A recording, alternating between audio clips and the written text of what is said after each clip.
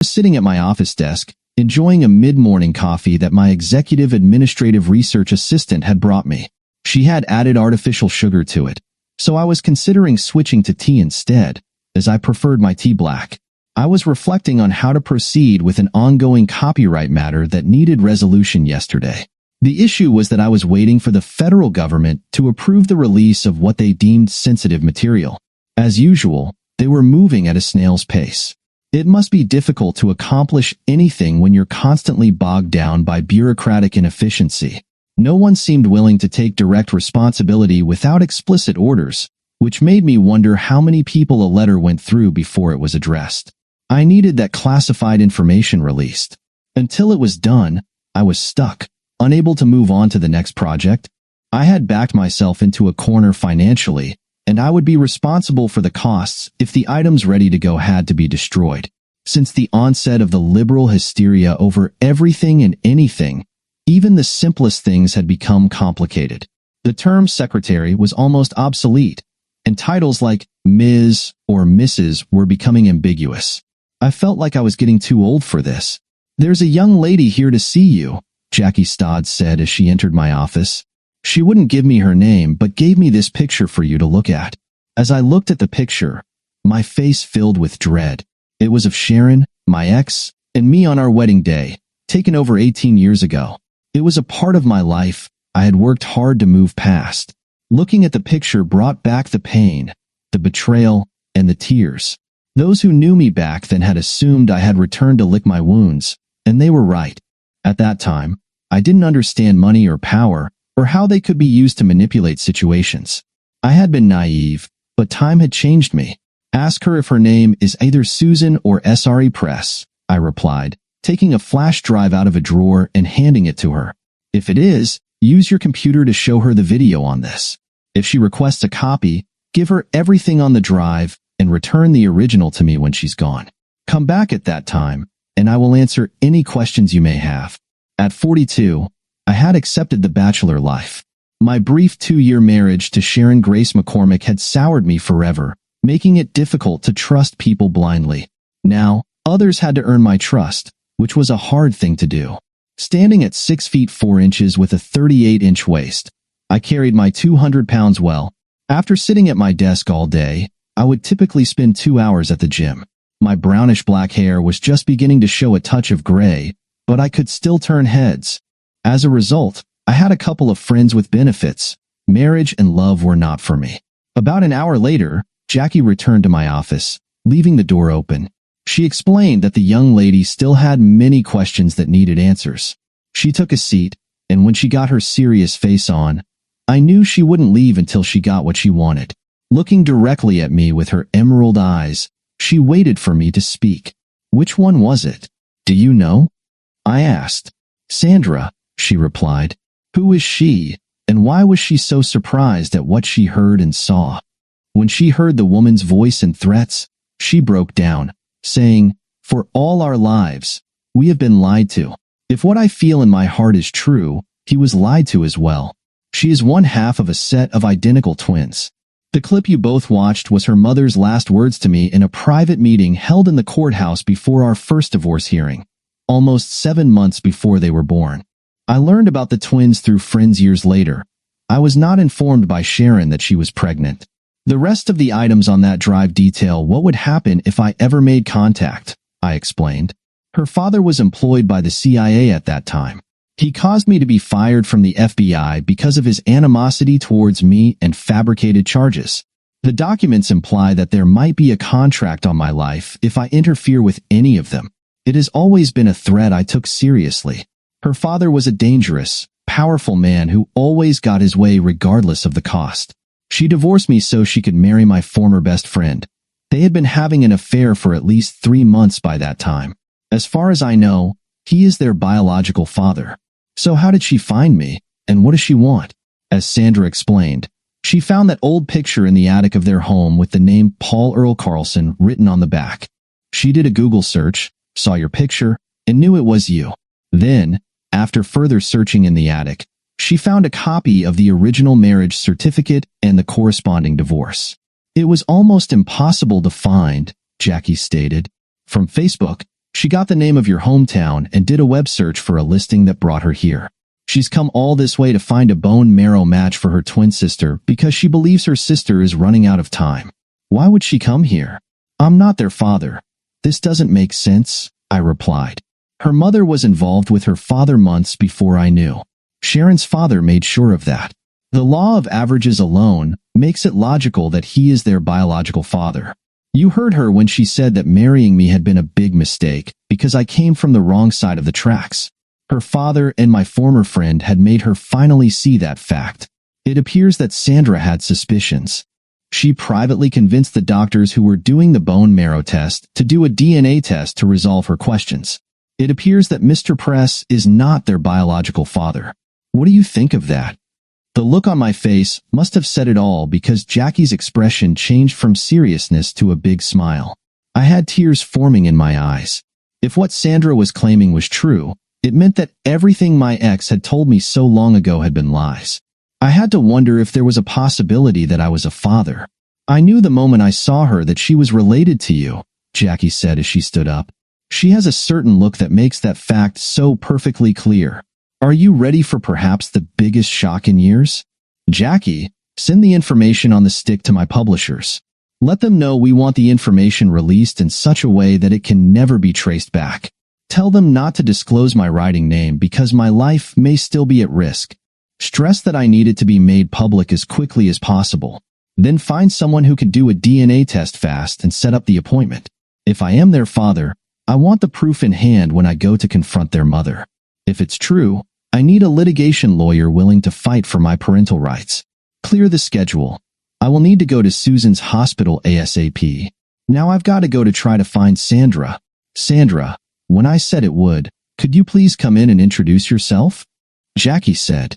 Sandra walked in, and the moment I saw her, there was no doubt. Sandra at 16 was inch by inch a younger version of my younger sister. I wanted to speak but choked. I was in total shock. The resemblance was striking. I started to cry. I guess Sandra saw it too because her own tears started to flow. We must have looked like a pair of fools. Jackie took a few pictures of us with her cell to capture this life-changing moment. Jackie left us alone to our thoughts for a few. There are times in our lives where we don't know what to do or say. For Sandra and me, this was one. When Jackie came back in, she brought us both back to reality. Sandra, you have an appointment for blood testing at 1. They promised to do it on a rush. I charged it to the corporate card, Jackie said. I also made arrangements for you to meet your sister Barbara at Kells at 3 and reserved a private table. Sandra needs to see what we do. I told Barbara to make sure she had coverage for when her younger children get off the school bus. She asked why, and I explained that I had some very good family news I needed to share that couldn't wait. I stood there, lost in an emotional state, not knowing what to say while watching Sandra walk toward me. I had so many questions rushing through my mind. I automatically drew her into my arms, holding her tight as Jackie closed the door, leaving us to our thoughts. It was hard for me to comprehend that I was a father. I had so many questions, yet I didn't know what to say. I guess Sandra was experiencing the same thing.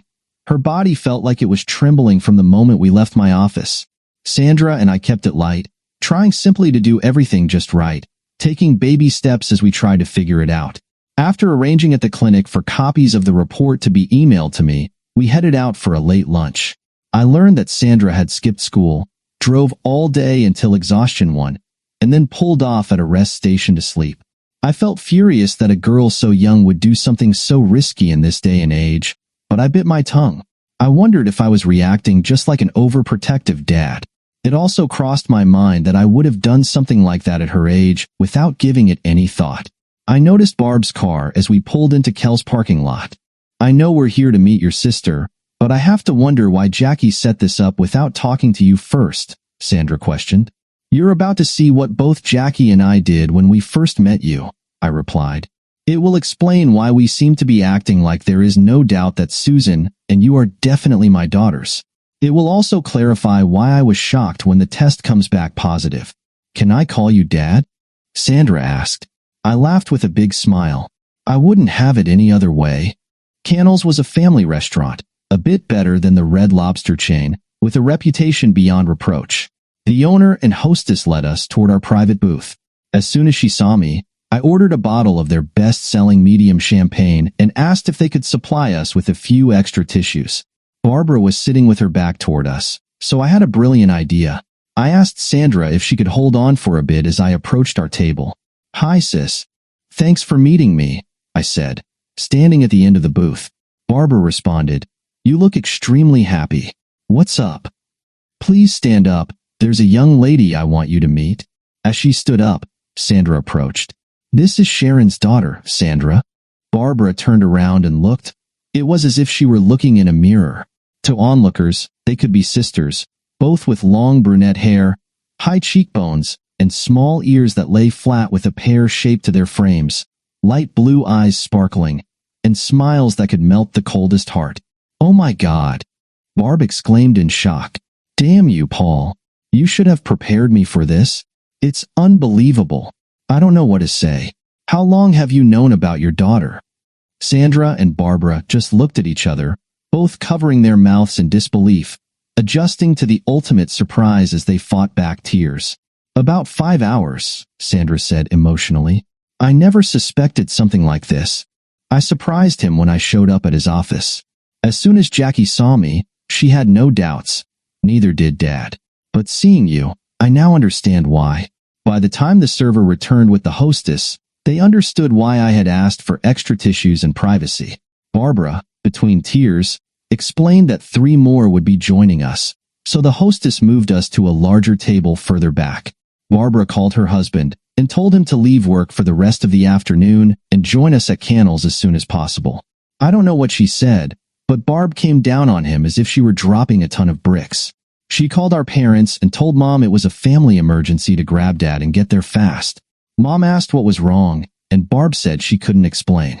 In truth, we all were crying in our own way. I got a text from Jackie saying the publisher had released the information and it would break on the 6 o'clock news. We had just calmed down by the time we finished our first glass of champagne. It was Sandra's first taste. I saw Barb's husband and my parents being escorted in. I had to laugh when I heard my dad say in his deep, loud voice, "If there's not a big reason, I'm going to be kicking someone's butt." I stood up to greet them, as did Barbara. "Mom, Dad, and Lou, I want to introduce you to Sharon's daughter, Sandra," Barbara said proudly. My mother saw it right away, just like we had. The biggest smile I had ever seen spread across her face. I could see her pride growing. One look at Sandra told her all she needed to know. She finally had the granddaughter she always wanted. My dad was flabbergasted. I loved it because he finally didn't know what to say. 3 generations of females shared the same frame and face. When he finally spoke, he said, "I see it right before my eyes, but I'm finding it hard to believe." My mother sat beside Sandra, holding her hand tightly. If Mom had her way, she would never let it go. I knew she was just too emotional to speak. My dad ordered 2 more bottles, trying to contain his glowing pride. After the server left with our glasses refilled, I stood up, holding one in my hand. "I guess I need to explain." Sandra took my cell phone and started to video it all. I disclosed how we had met and what had transpired so far during the day. My dad stood up and spoke. "Sandra, we don't have to wait for the DNA test to tell us what we already know is real. As the head of the family, welcome to your father's family's home. Just so you know, you have 2 other aunts with families that you will soon meet. Promise us that no matter where you roam, you will always consider this side of your family your second home." Sandra handed me my cell, and I recorded her as she spoke. "I came down here on a mission, searching for the truth, not knowing what I would find. This day has totally blown my mind. The truth now revealed has forever changed Dad's and my life. Neither one of us knew. I wasn't sure until I met Barb. I don't think I ever understood what unconditional love was until today. I'm sure when you meet my identical twin sister Susan, she will experience it too." I scanned the table as everyone reacted. Even my father, who usually maintained a stoic demeanor, was visibly emotional. I could see tears in his eyes, and my mother, holding 2 fingers up, cried even louder. The whole table shared in joyful tears before I stopped recording and set my phone down. Sandra picked up the phone, adding her and her sister's information to my contacts. She began texting her sister to let her know what she had discovered. attaching the video. The message read that what we thought was possible was true, and she was getting blood tests to confirm. I added, "Watch the 6 o'clock national news." "You're a twin?" my mother asked, still in disbelief. Sandra opened her purse and turned her phone to show her new grandmother a bunch of photos of Susan and her together. My mother, of course, immediately demanded copies be sent to her laptop. As soon as she received them, she brought them up on the full screen to show everyone. That was when I realized no one Sandra knew had any idea where she was. My phone began ringing. It was Susan. I stood up and walked away. My dad knew something was up when he saw me tearing up. He looked at me with questioning eyes. Sandra mouthed, "It's my sister." My dad nodded and moved on as I answered. "Hello, this is Susan," she said. "After seeing the video, I just had to call. Mom won't be here until at least 7 o'clock because she's stopping at the police station hoping for a positive update on Sandra. I'm still playing dumb. They were here earlier to find out what I knew. One of them left me their card. Any ideas on what I should do?" "Get him to watch the 6 o'clock news and make it clear he must pay attention to what is revealed about me. Once he's done that, tell him you will talk with him when your mother and father are not present. Be sure to tell him the whole truth and show him the video clip. You can give him my number so he can contact me. Tell him to send a text identifying himself before he calls. When he watches the news, he will understand why. Once we have the DNA proof in our hands, I can't tell you that Sandra and I won't be coming alone. We might be bringing the whole family," I added. "What do you mean?" Susan asked. When I explained to the table what I meant, I said that this was done to try to help her. The word would spread among the family quickly, like leaves blowing in the wind. "I don't know how many will come, but those who can will," I explained. "Your family?" she asked. "Yes, for the Patterson family. Blood is always thicker than water, even in old traditions. If I'm not a good enough match, someone else may be," I replied with a chuckle. "After all, we are strangers." We talked for a few minutes before I said goodbye, and she replied with relief. After ordering our dinners, I explained to the family why Sandra had come into my life today. Immediately, cell phones got overworked as everyone called a few people to explain what was going on and told them to spread the word. We needed as many family members as possible to gather and hope to find a match. "How did you get down here?" my father asked Sandra. "I drove my old 1994 Voyager van. It's one step up from a rental," she laughed. "It's sitting in Dad's parking lot. Son, get that piece of junk to my dealership in the morning. There's no way I could ever let my granddaughter drive back in that." "It's a miracle she made it here," my dad said firmly. I had to admit that, at her age, she had about as much common sense as he did. She acted like a whirlwind, determined to get to her destination. "Okay, so what do you plan to give her?" I asked. "She can pick one out for herself," he replied with a wink and a smile. "If I could have my choice, it would be some kind of 4x4 because of my love of the outdoors," Sandra replied. My dad responded with a big grin. We were all outdoor enthusiasts. If the weather allowed, we were either out fishing, camping, or hunting. He then began telling a story about the summer I learned to water ski barefoot, and when he shared his tall tales, it felt like he was holding court. I was given no choice. Both my parents insisted that Sandra should go home with them. It wouldn't look good for Sandra and me to be alone that night under the circumstances. I had to admit they were right. After the meal, Dad drove them over to her vehicle and then drove it home. My mother was on cloud nine, making plans to spoil her newest granddaughter. Dad ended up waiting until 1 a.m. for them to return. It was about 10 o'clock at night when the police investigator called me. It took him a good 2 hours to do a background check on me. The media was having a field day. The information I had released was raising many questions. We discussed the whole situation and the problems related to it. He said when he saw the 3 generations in the video clip, it erased many questions in his mind. I explained we were having DNA tests done in a rush to prove our relationship and that Sandra was with my parents. As soon as we got confirmation, we would head back to see if I could be a match for Susan. I asked if he could buy us some time, and he told me to text him with our progress. I said I would and agreed to meet him when we arrived. I was later told by Susan that he had reported back to her what we had discussed. I was facing the past again, this time with a different point of view. This time I would not be intimidated by my ex-wife's family's power and money. I would use the mass media, the courts, and the facts to my advantage.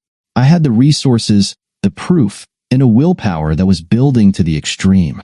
I didn't want revenge. I wanted what I had written about, justice found only in the truth. I would take it the hard way from 4 people in the federal government.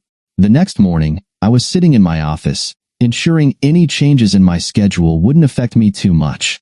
I was setting up what research work Jackie could do while I was gone. Jackie was checking the email accounts every few minutes, acting like an overprotective mother. She had questioned me about my day, squeezing all the details she could out. To be honest, I would never tire of looking at Jackie Stoddard. When she was younger, she must have been every teenage boy's dream. The way her brown hair was styled naturally accentuated her soft facial features. Those piercing bright emerald green eyes and full lips were captivating. I had often wondered how many husbands got slapped for having their eyes locked on her. I was still thankful that she hadn't caught me looking. She might have been quick to call me out. Finally, she got the DNA test results, printed them out, and yelled, "It's confirmed. You are her father." Jackie called the lab right away, asking them to send the information to Susan's specialist. Automatically, she started looking for the toughest litigation lawyer in the state of New York. Once she checked out a few, she selected the best and arranged a Skype chat for me. It went well. The lawyer agreed to work on a percentage basis because, with the DNA proof, he felt it was a slam dunk. We would go after my ex-wife, her husband, and her parents for conspiring to deny me my fatherly rights. The court order they had served me with that restricted me from ever contacting them would not only be squashed, but it would also show that their actions were deliberate. The fact that they had produced a contract on my life that would automatically activate if I contacted any of them, even if it was not factual, could be used to demonstrate their attempts to intimidate and control me. The lawyer saw the chance to make millions, even before taking on the government. I told Jackie to take the gray dust-covered box out of the back of the safe and send the data it contained by airmail to my new lawyer. It was the legal proof needed to show that Sharon's father had deliberately tried to destroy my career and former marriage. It had taken years of research through several government levels to collect it. I learned later that by the time I had talked to the lawyer, the police officer had released the video explaining that they had located Sandra. In the media, it became "Runaway Daughter Goes to Find Her Biological Dad to Save Her Sister's Life." Had she, by her conduct, put his life in danger? The media was in a frenzy because no one had answers. "Mom, it's confirmed." I sat on the cell. "I am a father twice over. Thank God. Be prepared to leave tomorrow at 7 a.m. from the car lot. I will start spreading the news to all. Have you called your daughters to let them know?" Mom asked. We were now on the road, driving her 2-year-old Ford Explorer that was fully loaded, on our way to Asco, New York. SRE and I were in the lead, with my parents in the dealership's tour bus right behind, followed by 33 other vehicles. The tribe was on its way when my phone rang. Sandra answered it and put it on speaker. "You're being tracked by CNN," Susan said. "After this, there is a tour bus with a sign that says, 'The Carlsons are coming.' 1 out of 141 should be a match." "Well, we have the DNA test that proves he's really our father." "I've got a new 2-year-old Ford Explorer," Sandra replied. "Dad said that if it was confirmed, a whole lot of family would come, but I never expected this." Susan explained, "It's giving me a new hope that I never dreamed I would have. It's been so long that I can't remember feeling this good. Dad's family put the word out. It's like they came out of the woodwork. I met so many earlier this morning. It will take me being introduced repeatedly before I will begin to remember their names. I met family, first and second cousins, and even thirds. I'm so proud that I'm going to force Mom to have my last name changed to Carlson when things calm down," Sandra stated. "I never knew that families like this ever existed. I was so overwhelmed that I almost went off the road. That was when I decided I was going to write this amazing experience into my next book." My daughters were still talking about Sandra's experiences when Susan said she had to go. Her mother had just entered the room. "Dad, are you okay?" Sandra asked with concern. "I saw you get very emotional. To be honest, how do you expect me to feel? I discovered I have 2 daughters who were raised by a former friend and my ex-wife without my knowledge. One vibrates with the fullness of life, while the other is on the verge of dying. One is so strong and independent that she moves mountains without thinking, just like I would. Then I learned that she was already so accepting of me that she wanted to take my name. I replied proudly, emotionally overwhelmed. Oh my God, I was so self-centered. I never gave it any thought. I focused on trying to save my sister's life. I wasn't a good match because I inherited a defective gene from our mother. The emotional problems I have caused for all of you are going to be felt for days. Can you forgive me for coming into your life and turning everyone I know's life upside down? Hell no, that's what living is all about. You have given everyone who's coming with us another person to love. That's what really matters. It's giving me something I thought I never would have. The chance to be a real dad, I said through tears. Your new grandparents worship the ground you walk on. My mother has a pride in her eyes I haven't seen in years. To her, seeing her face in you means everything. You and your sister, by birthright, have automatically become her favorites. She's been spoiling us rotten. We went shopping. If she bought me an outfit, she got a second one for Sue. She laughed, saying she had years of smothering us to catch up on. That's Mom. She's always been that way, I replied. You're going to find it impossible to distance her from you. I know. I've tried, Sandra said. Barb and my two sisters will be bragging about this for weeks. By the time this adventure is over, it will become a family legend that will be shared for years. We had learned that as soon as Sharon had caught the live news feed about our coming, she had been dealing with major panic attacks. The walls she had built were crumbling down. Susan, whose spirit had been lifted, felt vibrant and strong. She shut down her phone and said, Mom, why did you hide the truth about our real dad? When she got no answer, she put her hand on her heart. You hid the truth from us. You passed judgment on us, decided our fate. What gives you the right to act like God? Even Dad didn't know. If Sandra hadn't discovered that he existed and gone to find out what the truth was, would you have let me die? She waited for a reply. Sharon realized she had no answers because she never thought the truth would come out. Her father had hated Paul from the start and had done everything he could to drive him out. Just then, Susan's doctor walked in. We received the DNA of a man we did not know. It proved he is Susan's biological father. I'm here to inform you that he is on his way to be tested. It looks like there is a good possibility that he will be a bone marrow match. He should be here tomorrow afternoon, but we are going to keep him under protective guard for his own safety, the doctor said before he left. Mom, my biological dad is coming with 140 others just in case he's not a match. He wanted to make sure I had a fighting chance, Susan stated. He's willing to put his life in danger to give me more than a fighting chance. Why? Sharon asked. To him and his family, blood is thicker than water. Though I am a stranger to them, I am family, and family comes first regardless of the cost, she replied. You had to know we look like our real dad's family. Here, watch this video. I think it proves it all. Sharon watched the video of my family meeting Sandra. There was no doubt that 3 generations shared the same face. She could no longer deny the truth. Her daughters had proof that her and her husband's conduct was coming back to destroy their lives. It was then that a man appeared at the entrance of Susan's room, asking for her.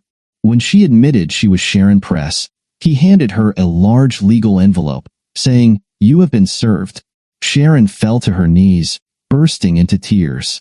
Susan was so angry that she didn't even feel pity. Mom, why did Grandpa feel he needed to put a contract on my biological dad's life? Susan asked, knowing full well she would get no answer. Arnold Franklin Press had just come out of a corporate meeting. It was one of 6 boards he served on while managing his family's money. Just as he started down the hall, he was served. He sat down in a reception area and opened the envelope to withdraw the documents. The first one was dual and separate against both him and his wife for failing to allow Paul his legal rights as father of his daughters. The second one was against him and his in-laws, claiming they had all conspired to destroy his marriage and damage his career. There was no doubt Paul would be going for revenge. He was going for their throats.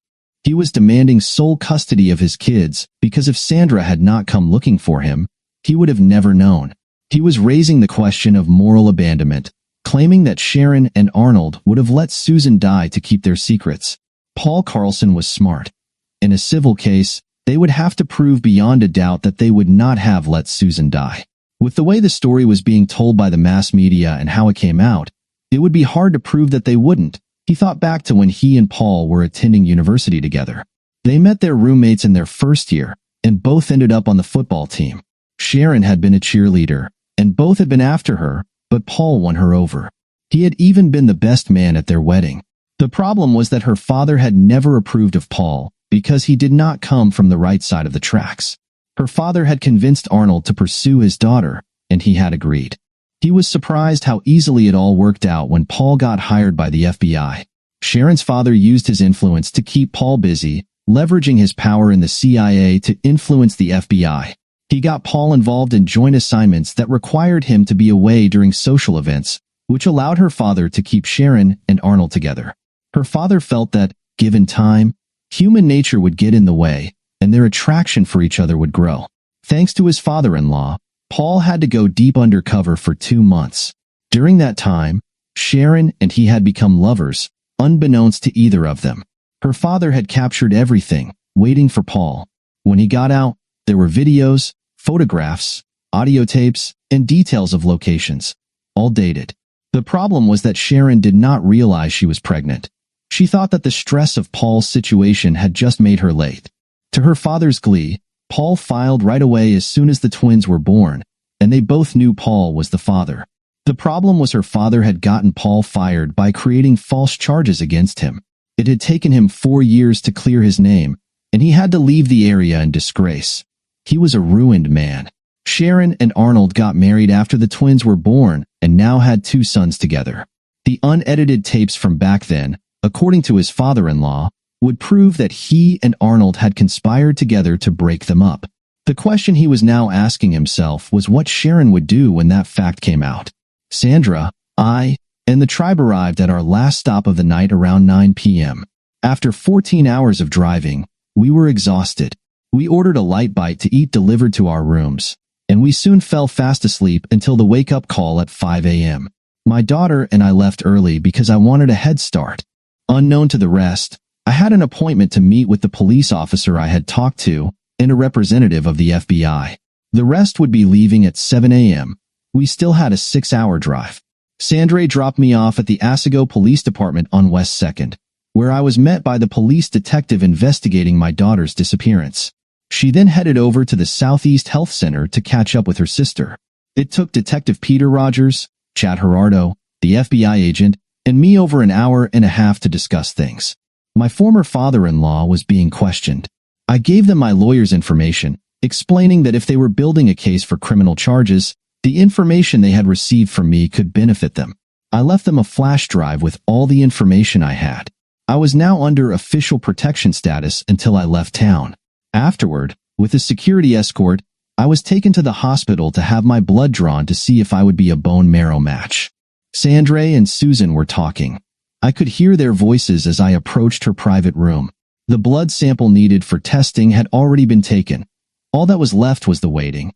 The nursing staff and hospital security all knew who I was and were prepared. One of the nurses recognized me by my pen name. She pulled a hardcover copy of one of my books, which I gladly signed. I started to walk into Susan's room. "Dad," Sandra said in surprise, "I didn't think you'd be here this soon." "Susan, this is our dad, Paul Carlson." Susan looked weak. Her skin hung loosely on her body, and her face reflected that her death was near. She was almost nothing but skin and bones from losing so much weight. The smile on her face was a mile wide, and her eyes showed the brightness of hope. "Susan, they're rushing the test. It should be done in 30 minutes. The rest of the clan is just checking into the hotels where they are staying. My parents are having their bone marrow drawn right now, and will be up to meet you as soon as they're done. Your doctor agrees that if there is more than one match, we will have a double transplant done at the same time in both arms," I said, trying not to let my emotions overwhelm me. Susan lost it and started to cry. I walked over and sat on the edge of the bed, holding her in my arms for the first time until she calmed down. Sandra caught an image of us both shedding tears, a mixture of joy and relief. Sandra was glowing with pride, and she had every right to be. I realized just how much she had done. I was overwhelmed seeing my two daughters together for the first time. Grandma, Grandpa, Sandra said, come in and meet my sister. The five of us talked for a good hour at least before Susan's doctor came in, his face full of smiles. It turned out my mother and I were a perfect match. The question I have, Dr. Proctor asked, is, are you two prepared to be checked in so that we can perform the operation tomorrow morning at 6 a.m.? We both said yes. My dad whispered, thank God. We were praying for a miracle all the way up. Don't you need my parents' permission? Susan asked. Normally we do, but we were served with a court order this morning, thanks to Mr. Carlson, that allows us to go ahead, provided him or one of his relatives was a match. It seems the judge agreed with your father's lawyer that your mother and her husband were not putting your needs first, Dr. Proctor explained. It also states that he will cover all costs that are not covered by insurance. Sandra smiled and said, I'm not surprised, sis. With what Mom and Arnold did, Dad really didn't have a choice. Legally, he has no rights, so he used the courts to his advantage. Every delay means a higher risk for recovery. Dad has no reason to believe that they would do the right thing. He made sure there was no opportunity to cause further delay. Just then, a security person came in to inform me that we were about to be on the national news. Susan flicked the TV channel to CNN to discover my alter identity was out. It was now public knowledge that I was the writer of a series of popular books that had been sold around the world. Sandra, Susan, and the doctor were amazed. CNN was disclosing that I was worth an estimated $40 million. Boy, were they way off. I thought about hollering fake news. My dad and mom looked at me in amazement. They had no clue. They thought I made my living as an independent corporate financial advisor. My God, Dad, Susan said in amazement. I have read every single one of your books. They're great. I laughed. After the destruction of my former life, I had to reinvent myself. Writing for me was a type of therapy, and I'm glad that I did. It took a few years, but the first book was a huge personal success, and it's grown since then. I keep them current, looking at world situations, societal views, and morals before exposing the things I do, making sure the raw truth comes out whether people like it or not. For the first time in 15 years, I got checked into my least favorite place, a hospital. So did my mom. My newest daughter wanted to share a room with me, but the hospital said security would not allow it. She spent the evening running back and forth to 3 different rooms. My dad had called a few relatives to let them know what was happening. Sharon and Arnold were not impressed when they showed up at the hospital after they got off work. The attitude toward them had changed overnight. It was Susan who told them she was being prepared for surgery first thing in the morning. She was going to receive a double transplant of bone marrow. Susan explained it had all been taken out of their hands by an order from the court. How? Sharon asked. Mom, Arnold, my biological dad is a perfect match. His mother, both are going under so I can be given a double dose. Both want to see me recover fully, regardless of the cost, Susan said. Mom, do you know who Jason Blackstone is? He's your favorite author, Sharon replied sarcastically. You're right. But did you know that Jason Blackstone is a pen name? His real name is Paul Earl Carlson, and he's my biological dad. Sharon and Arnold's faces went white. They had hoped the upcoming court case would go away after a few days by throwing money at it. Paul's net worth made it clear it wasn't money he was interested in. It was justice. Paul had always believed in law and order. That was what had made him a successful agent until he was terminated. Mom, did you know your father has been in FBI custody all day? You might want to check with your mother to see if he has made it home. Can you explain why that is happening? Sandra and I would both like to know, Susan said with a big smile. Sandra's somewhere in the hospital, either in Dad's room or Grandma Patterson's if you want to see her, Susan said. As I was in my hospital room discussing how she was going to deal with her mother when Sharon finally caught up to her, the security guard knocked on the door before sticking his head in. Mr. Carlson, do you know a person by the name of Jackie Stoddard? I said yes. He opened the door, and in she came. Jackie had been my sidekick for 10 years. I had stood by her as her former husband divorced her because he had gotten his assistant pregnant. She was now 35 years old and a single mother with her children grown up. She was trying to learn how to enjoy single life, yet she still wore the diamond from her wedding set. My family loved her, and I did too. I often wondered why she hadn't found someone. What are you doing here? I asked. I'm here to do what I've always done, look after you. Dr. Proctor said yesterday that you would be in here for at least 3 days. He already believes you are a match. It will take your arm about a week to heal to the point where you can do light activities. I booked a private jet, flew up, and checked into a hotel using the corporate card, Jackie explained. Sandra, when we leave, I'll need to get his suitcases to my hotel room, if that's okay. Sandra sent me a text, Dad, FYI. She loves you. She couldn't stay away. I raised my eyebrow, and the guard poked his head in. Sharon and Arnold Press want to see you. Will you allow them to enter? Only after they have been patted down and searched, Jackie said. What's your relationship with Mr. Carlson? The security officer asked. I'm his fiancée, you know, Jackie replied. Didn't you see my ring? Sandra winked at me and mouthed, Told you. I laughed as Sharon and Arnold entered the room. They heard Sandra speak. Dad, based on what I know, I would not trust these two for a moment, Sandra said. All they will be doing is trying to cover their butts. You don't know the half of it, Sandra. Jackie started to say your dad's lawyer has it on video where your stepfather received a check from your grandfather as part payment to break your parents' marriage up. If he succeeded, he would be given full control to manage your grandparents' financial matters for an annual fee of 3%. How do you know this is true? Sharon asked out of genuine concern. And who the hell are you? Mom, she is Dad's fiancée, and she works alongside him as a master researcher. Her name is Jackie Stoddard. Right now, I trust her more than I trust you, Sandra said firmly. Sharon's face went white. She was at a loss for words. How much more of her world would be destroyed? It really hurt her to see her daughter stand beside her former husband's girlfriend. Her daughters were separating themselves from her, and there was nothing she could do. They no longer trusted or believed her. Jackie speaks the truth, Sharon, I explained. This afternoon, I ordered my lawyer to release all the video and audio tapes to the FBI. As for their request, he also turned over a handwritten letter from your father to me, explaining that he had paid for all the taping to be done. Your father's hatred for me was so great that he didn't care how much it cost or who he used if it got the result he wanted. Is this true? Sharon asked as she turned to look at her husband.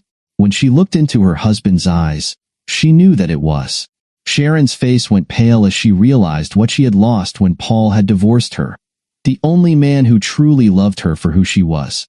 Jackie, a word of advice. Don't allow others to manipulate you like I did Paul. I want to talk to you alone if you will allow it when the surgery is done. Right now, I need to go home by myself and take a hard look at my life. Sandra, will you walk with me to my car? Sharon asked. Sandra said, I'll be back in a few. Mom and I need to settle a few things. Jackie, watch over my dad until I get back, please. We watched them walk out. Sharon held it together until she reached the room's exit. As she walked out, the tears started to flow. Both Jackie and I understood that, until just now, she had no clue as to what had been done. Arnold Press, the man born with the silver spoon in his mouth, was unable to move. He had hidden his fear that the truth would come out. The look on his wife's face when she asked him said it all. She was destroyed, and so was he. But she would never believe him. Paul, I dreaded the day you would return. I had reached the point where I believed you never would. If we met accidentally, I could have brushed it off, Arnold stated. I never saw this happening. It's best I leave and say no more. He left, leaving us alone. I looked at Jackie in such a way that it caused her to blush. For the first time, I was looking at her as a man in love should. For once in a long time, I was opening myself up. Was she playing me? Was she finally admitting her true feelings? Did I love her as a friend? Or was it something else? Either way, my daughters had awakened me. I had been living in the shadows of everyone else, taking pleasure in their joys and excitement, but not creating my own. Jackie, I guess we have a lot of things to discuss while I'm in recovery, I said softly. The events of these last few days have awakened me. I got complacent. I settled for the sidelines instead of being in the field. Paul, when my divorce happened, you stepped in. My son and daughter were still quite young. One still in diapers and the other just out. You have been more of a dad to them than their father. From baseball games and scraped knees to the father-daughter dance, you were always there. The deadbeat wasn't. I know why you pay me well, more than the normal going rate. You want to make sure the children in your heart are looked after, Jackie said. On their birthdays, you always went overboard, making them the envy of all their friends. During summer breaks, for years you took us all on special holiday trips, each designed to give them memories they would carry for the rest of their lives. You answered their questions as a father should, so much so that they chatted with you every day. They love you, and you love them. The only problem you have is your own deep fear of commitment. I tried to speak but couldn't. Jackie was right, and her direct words felt like a wake-up call. I stood up and walked over to where Jackie was sitting, taking a seat beside her. I took her hand in mine and turned my face to look into her eyes. Gathering my thoughts, I reflected on how Sharon had cheated me, how her father's power intimidated me, and how my best friend had used my strengths against me. I had lived with an ongoing threat to my life, and had put myself in protection mode until a few days ago. Now that I was beginning to see clearly, I asked, "Can we go on our first actual date, or is it too late for you and me?" "It took you long enough, you old fool," Jackie replied with a smile before kissing me on the lips. I texted our kids to tell them we were now a couple, and starting to work things out. "Pretty sure of yourself," I said. I texted Sandra, saying thanks for being right, and asked how it was going. Sandra responded that Mom did not know yet and was taking it hard, so she wouldn't be back tonight. Jackie and I headed up to Susan's room. After introducing Jackie as my girlfriend, we disclosed to her what had transpired earlier. I then showed her Sandra's text. We had just finished when my sister Barbara entered the room. "I just had to come and meet her," Barbara said, her smile lighting up the room. "Jackie, what are you doing here?" I want to say something, but Barb figured it out. "He finally clued in, did he?" she said with a grin. "Took him long enough." "Susan, this is your Aunt Barbara. The man entering the room is your Uncle Lou," I said, gesturing. "You will soon learn we don't pull any punches. We say it the way we see it, whether you like it or not." I excused myself and went to the nurse's station. I texted Sandra, asking if there was anything Susan didn't like on pizza. She texted back that she liked anything but anchovies. Using the hospital phone, I ordered and paid for 3 extra-large pizzas and 32 Cokes to be delivered quickly. I called Dad and told him to bring Mom up in about 30 minutes for a pizza party, even though we were cutting the no-eating for 8 hours close. We got carried away, and the head nurse came in to tone us down. She walked away with a piece of pizza in her hand. Later, as I was headed back to my room, she stopped me. "Attitude is important for cancer patients at all times. Your actions have lifted the spirit of the whole floor. I can't thank you enough," she said. At 4 a.m., they wheeled my bed down to prepare for the operation. I ended up right beside my mother, and we gave each other moral support until we were wheeled in. I stayed awake until the medication took effect. When I awoke, it was done. Now came the waiting and our prayers. Dr. Proctor stepped out to inform most of the family that the transfer of bone marrow had gone well, but it would take a few hours to see if it would take. Hearing that, most of the family started preparing to go home. Jackie remarked that I made the worst patient she had ever encountered. "But I'm not sick," I replied. "You're like a bull in a china shop, impatient, unruly, and downright miserable. Keep it up, and you'll earn a reputation," Jackie told me. My mother was doing well. Once she was sure I was stable, she allowed me to have my phone back. The first thing I saw were texts from Jackie's daughter and son, both asking the same thing. "When does she get her engagement ring, Dad? When do we get to meet our new sisters?" "You've got a couple of smart kids," I said, handing her back my phone. I told them I was coming to watch over her after the operation, which led to a lot of questions. Eventually, the whole story came out. They weren't surprised when I asked them why. "Mom, he's always treated us as if he were our dad. Most of our friends wish their dads were like him," Jackie explained. She paused to read a note and looked at me with tears in her eyes. "I guess we're going to have a really short engagement," I said with a smile. "Have you heard from the twins?" "Sandra and her mother are with Susan. They say she is doing well, all things considered. Even though she's still drugged up, she's asking a lot of questions," Jackie disclosed. "Sandra has heard all about the pizza party.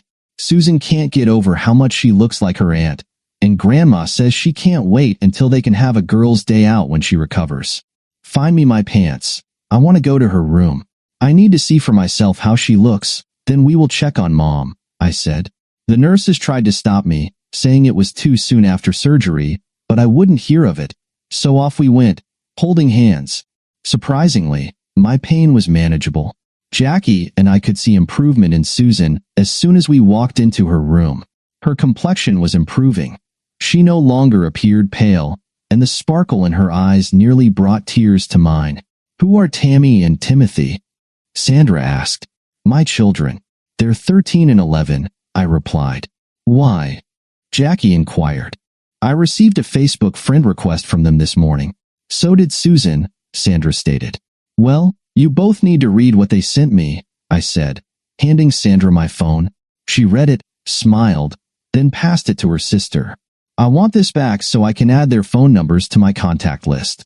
Sharon asked if she could speak with me privately for a few minutes, and I agreed. We left the room and went to the waiting area. Paul, I had a long talk with my mother last night. She admitted she remembered Dad's resentment toward you, but she never expected this. I haven't decided what I'm going to do. My daughters want to finish the school year here and then move in with you. They've even requested to change their last name to yours. They both feel that what Arnold and I did is unforgivable, Sharon disclosed. I don't have the strength right now to argue with them.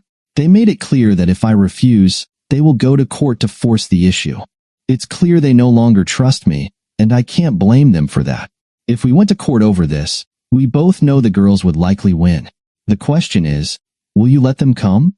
You know my family. They wouldn't let me refuse no matter how I felt, she continued. I will gladly take them, and so will Jackie. It just means we'll need to find a bigger place than I originally planned. I will drop the suit against you if you agree to joint custody, I replied honestly. The suit will still proceed against the rest of your family. The twins are old enough to decide, as the court would say. Sharing my parents when my siblings and I were young taught us that if we couldn't be honest about little things, how could we be trusted with the big ones? I explained. Your problem, Sharon, is that you got caught in a big one. The twins are questioning everything, seeing it in a new light. I understand because I've been doing a lot of that myself, Sharon said sincerely. It makes it easier, I guess, because I can now see it from both sides. She agreed to joint custody. I offered to pay for their name change, but she declined. We walked back into our daughter's room together. The girls' eyes were fixed on us, and I couldn't help but wonder what they were thinking. Jackie, it looks like we're going to be looking for a 6-bedroom house at least, I blurted out. Jackie smiled, and the girls squealed in delight. Girls, your father and I agree to your wishes. If Jackie is on board, I'll call the lawyer tomorrow to start the legal process for your name change. Paul, Jackie asked, are you ready for this? A house with teenage kids. No one is ever ready for anything, but will adapt. I'm just getting used to the idea of 2 carrying my name, I said. Make that 4. Tam and Tim want you to adopt them. They're already signing their names as Carlson, Jackie said. Call Roger Mauser's firm, so he can get one of the lawyers started on the paperwork, then text the kids to let them know our plans. When we get back, let's find out which area has the best education system, so we know where to look for our new home. Sandra picked up her phone, opened her contact list, and hit call. Hello, I heard Tammy say. Who are you, and what do you want? This is Sandra, your soon-to-be older sister. Is Timothy with you? She explained. Can you prove it? I can't trust someone I don't know, Tammy said. Dad taught us not to take calls or messages from unknown sources. Seriously, are you scamming me? Tammy pressed. Paul and I are getting married, Jackie chimed in. Just so you know, Tammy, we're all going to be Carlsons too. Susan and I will have our last name changed. Dad and your mom have started the process so he can adopt you both. Let Dad know it's about time. How is Susan doing? Timothy replied. We exchanged glances, witnessing the first conversation of what would become our blended family. Jackie squeezed my hand, showing her support and happiness. I'm improving, Susan said. So far, so good. I'll send you both a text so you can add my number. Sandra, my sister, and I feel you should know that your father is the only dad we have known. Our biological father was gone before we got to know him. Your dad has filled that role better than any of my friends' parents did for them. Mom has been in love with him for a long time. When we get together, we need you to accept that we are sisters and brothers. Nothing more, nothing less. Tammy and I won't allow anyone to come between them, Timothy said firmly. Both of my daughters agreed. Jackie looked at me with tear-filled eyes and said, showing your morals and standards, you should be proud they've taken your values to heart. I replied, and after saying goodbye for now, I headed down to see my mom.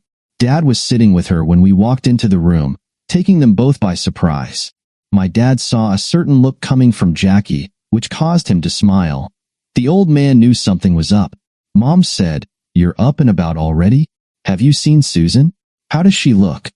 Her complexion is starting to return. Her spirits have picked up, so it's looking good, but it's still too early to tell, I replied. We need to have a serious talk if you both have the time. We're not going anywhere, so let's get at it, my dad responded.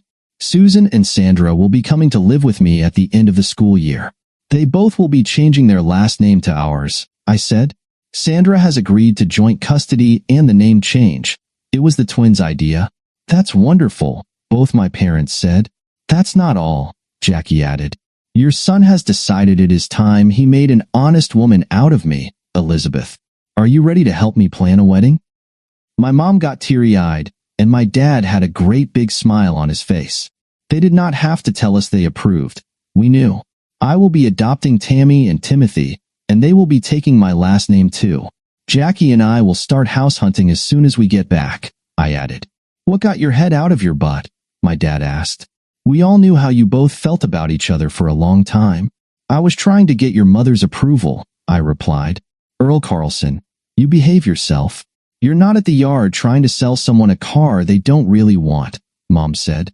Jackie, have you thought about what you want to do for this wedding yet? We haven't really discussed it, but off the top of my head, since we are blending basically 3 families into one, it might be to our advantage if we made it a real family affair. Barb could be my maid of honor. Lou could be Paul's best man. His other 2 brothers-in-law could be the ushers. Susan and Sandra could be the ladies-in-waiting. Tammy could be the flower girl and Timothy the ring-bearer. Dad, will you walk me down the aisle with my father? Jackie disclosed with a big grin. Depends on who's paying the bill, Dad replied with laughter, and whether or not the 19th hole is stocked with Jack Daniel's Sour Mash. What do you think, Paul? Jackie asked. It would be the perfect way for us to bond together. We would all be united in a common cause. If that is what you want, then let's do it, I replied. Do you think we should invite Sharon? Both of my parents quite firmly said no. Mom, Dad, over the next few weeks in the media, a lot of things are going to be coming out. I'm suing the federal government, Sharon's parents, and her husband. I have come to the belief that Sharon was just as much a victim of the circumstances back then as I was. I paid the price years ago. Sharon will be and is paying for it now in ways we can only imagine. She believes she has lost her daughters forever, I explained. Inviting her to the wedding might give the twins and her the opportunity to forge a new relationship by helping them let go of the past. Jackie looked at me in awe, as did my parents. Where did that wisdom come from? My dad said. Seriously, it's what these last few days have done for me, I replied while holding Jackie's hand.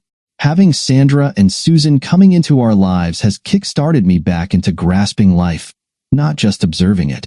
We went back to my room, where I promptly fell asleep. The operation had taken more out of me than I realized. Jackie never left my side.